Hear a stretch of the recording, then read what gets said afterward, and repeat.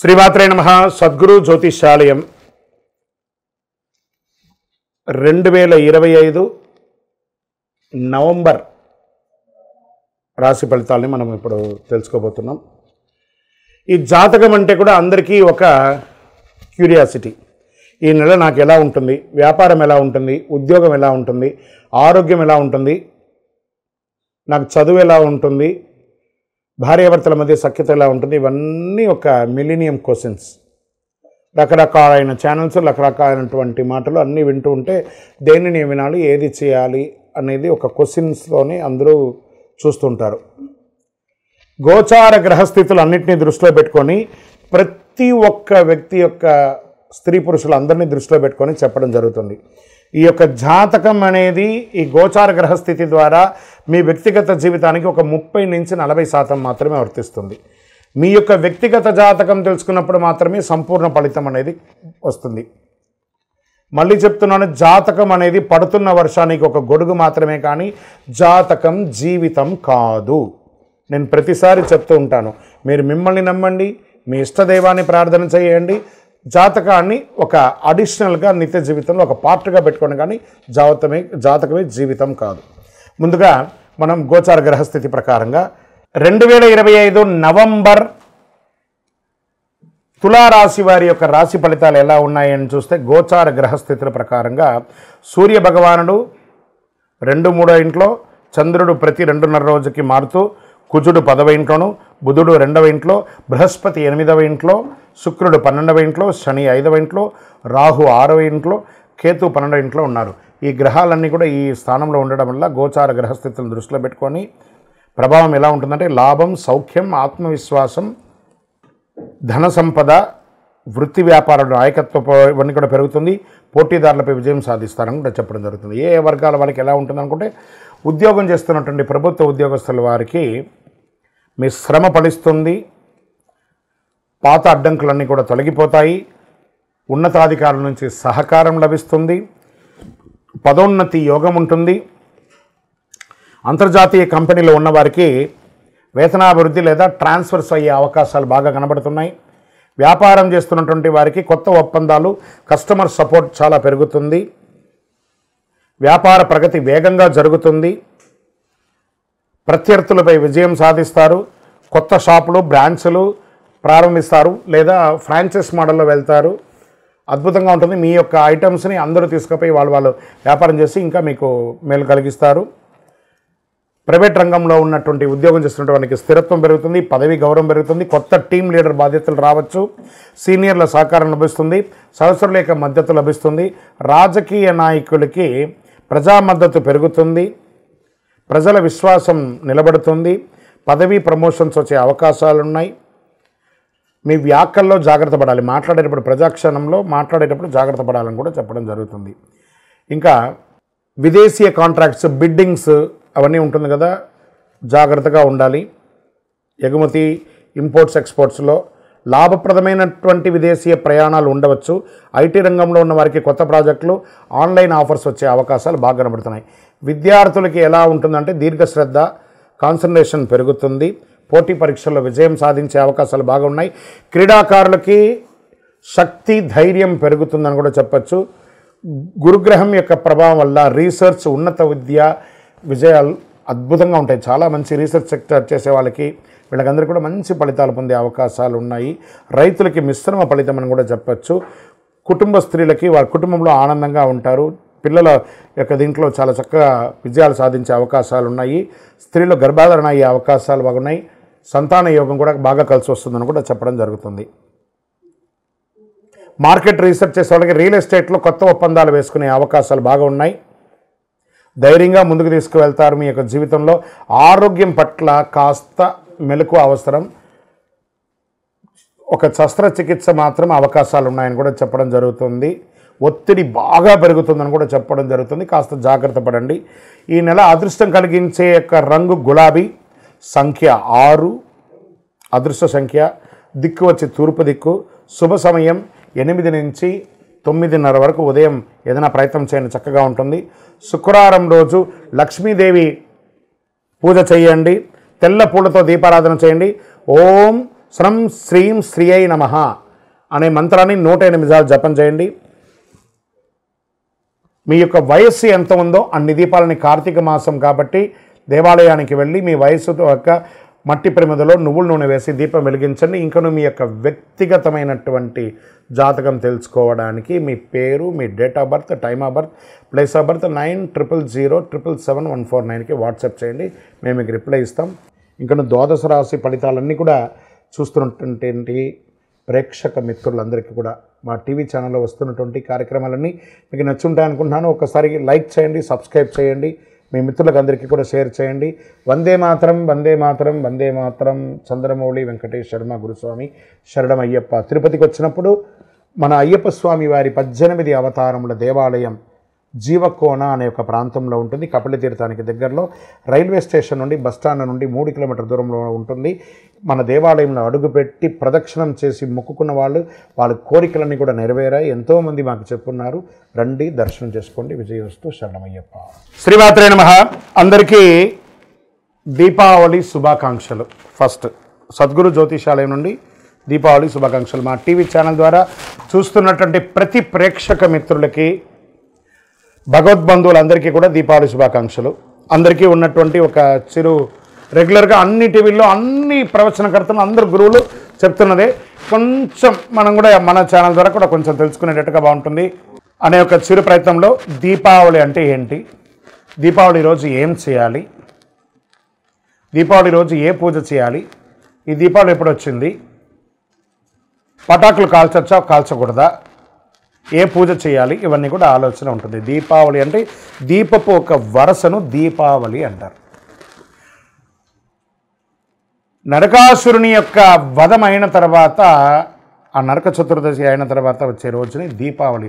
ఆ నరకాసురుని సంహరించిన తర్వాత అమ్మవారు ఈ ప్రపంచం అంతా కూడా ఆనందపడింది. దాంతో దీపాలు వెలిగించి అందరూ కూడాను ఆనందాన్ని పొందినటువంటి దాన్ని దీపావళి అంటారు. ఆ రోజు నుంచి మొదలు పెడితే కార్తీక మాసం మొదలయ్యి చక్కగా కార్తీక మాసం, ధనుర్మాసం అంతా కూడాను ప్రతి ఇంటిలోనూ గడప దగ్గర, తులసి కోట దగ్గర, అన్ని చోట ఉసిరి చెట్టు దగ్గర, రాగి చెట్టు దగ్గర అందరూ కూడా దీపాలు పెడుతుంటారు కదా. ఈ దీపాలు వరుసగా పెట్టేదాన్ని దీపావళి, దీప వరుసను దీపావళి అంటారు. ధన్తెరస్ అమ్మవారు, లక్ష్మీవారు, కొంతమంది ఈ దీపావళి రోజు చక్కగా లక్ష్మీ పూజలు చేస్తూ ఉంటారు, కొత్త వ్యాపారాలు ప్రారంభిస్తూ ఉంటారు. మరి దీపావళి రోజు ఏం చేయాలి గురుగారు అనంటే తైల అభ్యంగన స్నానం చేయాలి అంటారు. పెద్దవాళ్ళు ఉంటారు కదా, ఇంట్లో పెద్దవాళ్ళు ఒక చోట కూర్చొని ఉంటారు. పిల్లలందరినీ కూడా అక్కడ కూర్చోబెట్టి వాళ్ళకి నువ్వుల నూనె రంగరించి పటాకులు ఇచ్చి కాల్చమని చెప్పి, తర్వాత స్నానం చేసి వచ్చి కొత్త బట్టలు వేసుకొని ఇంట్లో పూజ, లక్ష్మీ పూజ చేయడం, దేవాలయాలకు వెళ్ళడం, పెద్దవాళ్ళందరూ కూడా చిన్నపిల్లలకి ఆశీస్సులు ఇస్తూ వాళ్ళకి గిఫ్ట్స్ అంతా కూడా ఇవ్వడము, ఇవన్నీ చేయడం. ఒకటి, సాయంత్రం అవ్వగానే చక్కగా వారి పాఠ్య పుస్తకాలను ఒక 2 నిమిషాలు 5 నిమిషాలు చదవడం. ఎందుకంటే లక్ష్మీప్రదం అంటారు. ఆ రోజు పుస్తకం చదవడం లేదా ఒక శ్లోకం నేర్చుకోవడం, ఒక పూజ చేయడం అనేది లక్ష్మీప్రదం అంటారు. అంత అద్భుతమైనటువంటి రోజు. మరి ఆ రోజు ఇంట్లో ఏమేమి చేయాలంటే తెల్లవారు మాకు స్నానం చేసి ఇల్లంతా కూడా ఆడవాళ్ళంతా కూడా చక్కగా కడిగేసి దుడి చేసుకొని చక్కగా గడపకంతా కూడా పసుపు రాకి, మగవాళ్ళందరూ ఆకులు, మామిడి ఆకులన్నీ కూడా కట్టి, తోరణాలన్నీ కూడా కట్టేసి చక్కగా పైన మన ఇంటి పైన ఓంకార ధ్వజారోహణం చేసి అద్భుతమైనటువంటి ఒక హైందవ సంప్రదాయాన్ని విడిగా ప్రతి ఒక్కరికి శుభాకాంక్షలు తెలియడం. ఎందుకు ఈ శుభాకాంక్షలు చెప్తున్నారంటే, మనం కొన్ని రోజులుగా కొంతమందికి మాట్లాడకుండా ఉంటాం చూస్తారా, ఒక్కసారి మీరు ఎప్పుడో ఫోన్ చేస్తారా అని ఎదురు చూస్తుంటారు. వాళ్ళతో ఒక్కసారి మాట్లాడండి. శుభాకాంక్ష తెలవగానే మళ్ళీ ఆ దీపకాంతి పెరిగినట్టు వాళ్ళ జీవితంలో, మీ జీవితంలో ఒక ఆనందాన్ని తెచ్చే ఒక అద్భుతమైనటువంటి రోజే మీకు దీపావళి రోజు. ఈ దీపావళి రోజు చాలామందికి ఒకటి ఉంది, గురుగారు పటాకులు కాల్చకూడదు, పొల్యూషన్ అంట కదండి, కాలుష్యం కదనండి. ఏమండి, పటాకులు కాలుస్తే కాలుష్యం ఏంటండి? మోటార్లు, ఇండస్ట్రీలు, ఫ్యాక్టరీలు, కార్లు, స్కూటర్లు, ఇన్ని పొల్యూషన్తో మనం పడుతున్నాం. ఆ ఒక్కరోజు పిల్లలు ఆనందంగా చేసుకునే ఆ పటాకులు కాల్చుకోవడం ఇప్పుడు కాదు, ఎప్పటి నుంచో ఎన్నో కాలం నుంచి చేస్తున్నారు కదా. ఇది ఆ ఒక్కరోజు ఉంటుందేమో పొల్యూషన్, అయితే అయింది కానీ ఆనందం అయితే పోతుంది కదా. దీపావళి చేసుకునేవారు అనడం కంటే కూడా దీపావళి మేము చేసుకున్నామని చెప్పడం ఎంత గొప్పగా ఉంటుంది. ఈ 2025 దీపావళి ప్రతి ఒక్కరి యొక్క జీవితంలో ఆనందాన్ని కలిగించాలని, అద్భుతాన్ని కలిగించాలని భగవంతుడి దగ్గర ప్రార్థన చేసుకుంటూ అఖిలాండ కోటి బ్రహ్మాండ నాయకుడైన శ్రీ ధర్మశాస్త్ర అయ్యప్ప స్వామి వారి యొక్క సంపూర్ణ అనుగ్రహం ఉండాలని, దీపావళి అప్పుడు పెద్దవాళ్ళందరూ చిన్నపిల్లలు పటాకులంతా కాల్చినప్పుడు జాగ్రత్తగా వారి మీద దృష్టి పెట్టండి. ఎందుకంటే పట్టు చీర కానీ పట్టు లంగాలని ఆడపిల్లలంతా వేసుకుంటుంటారు. చిన్నపిల్లలు చేయి కాల్చుకోకుండా కొంతమంది పిల్లలు చేతితో కాల్చుతుంటారు. వాటన్నిటిని పెద్దవాళ్ళుగా ఉండి మనం దగ్గర ఉండి ఈ దీపావళి పండుగను ఆనందంగా సంతోషంగా జరుపుకోవాలి. విజయోస్తు. శరణమయ్యప్ప స్వామి, శరణమయ్యప్ప. అఖిలాండ కోటి బ్రహ్మాండ నాయకుని శరణమయ్యప్ప. కార్తీక మాసం వచ్చేసింది, మార్గశిర మాసం వచ్చేసింది. అయ్యప్ప స్వామి ఉభయ తెలుగు రాష్ట్రాలే కాకుండా దేశ విదేశాల్లో ఎక్కడ చూసినా అయ్యప్ప స్వామి వారి యొక్క పూజలు, దీక్షలు, శబరి యాత్రలు అన్ని రకాలైనటువంటి మొదలైంది. మన యొక్క ఛానల్ ద్వారా ఇంక కొంచెం రీచ్ అవ్వాలని చాలామంది మాల వేసుకున్న వాళ్ళకి ఎన్నో ధర్మ సందేహాలు ఉన్నాయి. వాళ్ళ యొక్క దీక్ష ఎలా చేయాలి, అయ్యప్ప స్వామి అంటే ఏంటి, ఈ దీక్షలో ఏమేమి చేయాలి, పూజ అంటే ఏంటి, యాత్ర అంటే ఏంటి, మంత్రాలు అంటే ఏంటి, యొక్క గురుస్వామి అంటే ఎవరు, అయ్యప్ప స్వామి అంటే ఎవరు, ఈ దీక్ష అంతా ఏంటి, ఎలా చేయాలి, ఎప్పుడు చేయాలి, ఎందుకు చేయాలి, ఈ యొక్క దీక్షలో వచ్చినటువంటి మార్పు నిత్య జీవితంలో ఏమైనా ఉందా, లేదా దీక్షలో స్త్రీల యొక్క ప్రాముఖ్యత ఏమైనా ఉన్నాయని వీటన్నిటినీ చాలా ప్రశ్నలతో ఉన్నటువంటి వారికి అందరికీ కూడా ఇది ఒక మంచి ప్లాట్ఫామ్. ప్రతి ఒక్కళ్ళు దీన్ని చూడండి. చూసిన వాళ్ళు మీకు నచ్చిందంటే మీ మిత్రులకి, మీ స్నేహితులకి షేర్ చేయండి. ఇది ఆధ్యాత్మికమైనటువంటిది కదా. మన ఛానల్ పక్కనే గంట గుర్తుంది కదా, దానిలో ఒక గంట కొట్టేసాను గట్టిగా, అన్నీ కూడా మీకు వచ్చేస్తుంది. మన ఛానల్ని సబ్స్క్రైబ్ చేసుకోండి. శరణమయ్యప్ప. అయ్యప్ప దీక్షలో ఉన్న వాళ్ళు రోజుకి ఎన్నిసారి భోజనం చేయాలి? ఏకభుక్తం, ఒకటేసారి భోజనం చేయాలని చెప్పారు.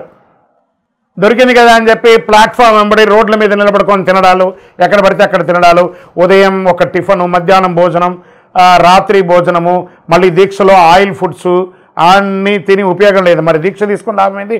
ఏకభుక్తం చేయాలి, అది కూడాను స్పైసీ లేకుండా, గార్లిక్ ఆనియన్ లేకుండా, ఏ విధమైనటువంటి రజోగుణ పూరితమైనటువంటి లేకుండా మంచి సాత్వికమైనటువంటి ఆహారాలు తినాలి. వీలుంటే సాయంత్రం పూట పండ్లు, పలహారాలు మాత్రమే తీసుకోవాలి. విజయోస్తు. అయ్యప్ప స్వామి వారి చిన్ముద్రాం, మన మాలలోనే ఏం చెప్తున్నాం? జ్ఞానముద్రాం, శాస్త్రముద్రాం, గురుముద్రాం నమామ్యహం, వనముద్రాం, శుద్ధముద్రాం, చిన్ముద్రాం నమామ్యహం. చిన్ముద్ర అంటే ఇది బొటన వేలుని, ఈ వేలుని తీసుకొని ఇలా పెట్టడం వల్ల ఏమవుతుందంటే ఆరోగ్యపరమైనటువంటి ఫలితాలన్నీ కూడా ఇందులో ఉంటాయి. మనం కూడా నిత్య జీవితంలో రోజు ఒక్క ఇలా పెట్టి చూడండి, నఖశిఖ పర్యంతం మన యొక్క నరాలన్నీ కదులుతున్నటువంటి ఒక ఫీలింగ్ ఉంటుంది. స్వామివారి దాంట్లో చిన్ముద్ర అంటే ఇదే అనమాట. దీన్నే చిన్ముద్ర అంటారు. ఈ చిన్ముద్ర అందమైనటువంటి ముద్ర, చిన్న అంటే చిన్నది, అందమైనటువంటి ముద్ర, ఆరోగ్యాన్ని ఇచ్చే ముద్ర కాబట్టి ఇది స్వామివారు ఎంచుకున్నారు ఆ చిన్ముద్రను.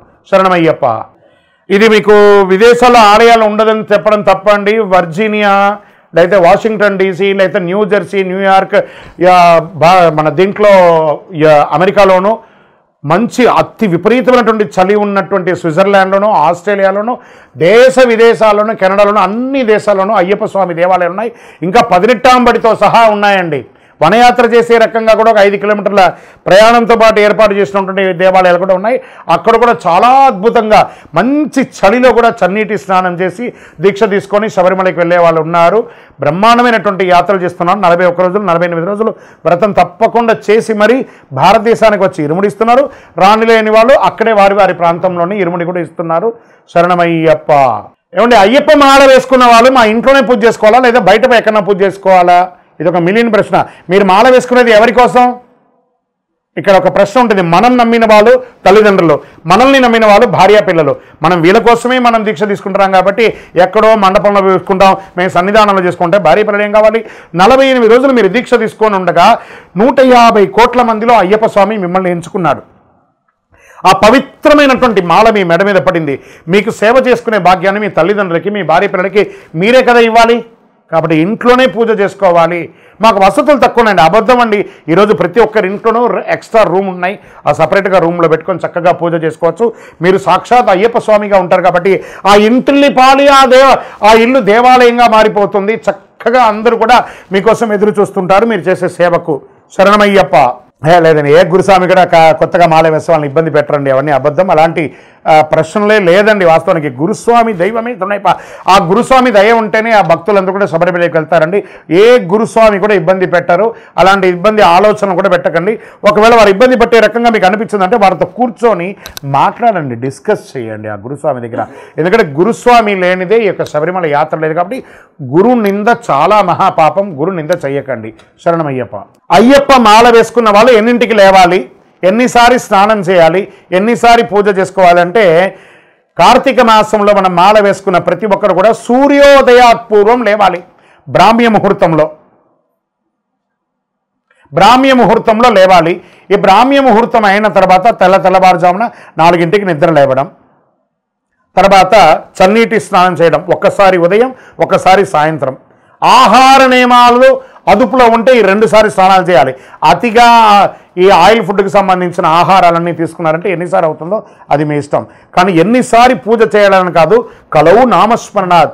మన యొక్క DNA శరీరంలో మొత్తం ఆ అయ్యప్ప స్వామి వారి యొక్క నామస్మరణ అణువు ఉండాలి. కాబట్టి నామస్మరణకు ఒక లిమిట్ అంటూ లేదు. శరణమయ్యప్ప, శరణమయ్యప్ప, శరణమయ్యప్ప.